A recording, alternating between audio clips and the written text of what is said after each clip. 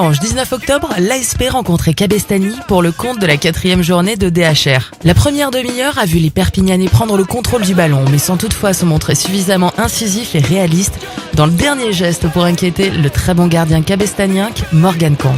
Sid Kassouri, Hassoun Belkebir et Zakaria Mahamat sont ainsi venus buter tour à tour sur le portier adverse, malgré une magnifique frappe de 20 mètres du dernier nommé. Ce manque de réalisme a été sanctionné juste avant la pause par l'ouverture du score de Cabestany qui, après avoir procédé par contre rapide durant toute la première période, a obtenu un corner sur lequel Samuel Châtelain a marqué de la tête, profitant d'une erreur de marquage de la défense perpignanaise, pourtant intraitable dans le jeu. L'ASP a entamé la seconde période avec une grosse envie de revenir au score, mais n'a pu se montrer plus efficace avant l'heure de jeu qu'en première mi-temps. Les Cabestaniens ont même réussi à doubler la mise grâce à un lob de 40 mètres de Benoît Ramirez suite à une perte de balle évitable. Ce but évitable a eu le mérite de réveiller l'ensemble de l'équipe de l'ASP, qui bien loin de baisser les bras s'est ruée à l'attaque, bousculant sans cesse la défense adverse pendant la dernière demi-heure. Hassoun Belkebir, très actif depuis le début du match, a ponctué sa belle performance par un but de la tête à la 70e minute qui a redonné de l'espoir à tout son groupe.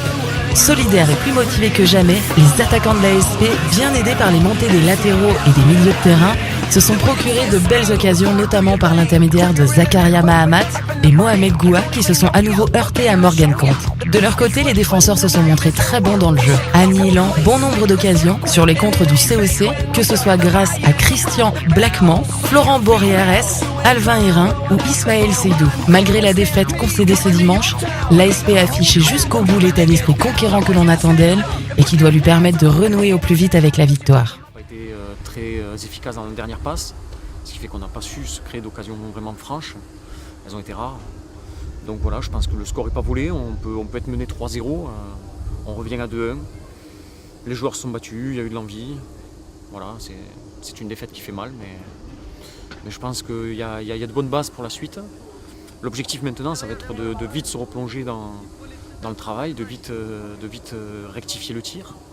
On sait qu'on a des problèmes sur coup de pied arrêté, on va le travailler. On sait qu'on a un manque d'efficacité dans les derniers gestes, on va les travailler aussi. Donc voilà, il y a du travail à venir et je crois que l'équipe est disposée à travailler dans de bonnes conditions, il y a une bonne ambiance. On va continuer comme ça.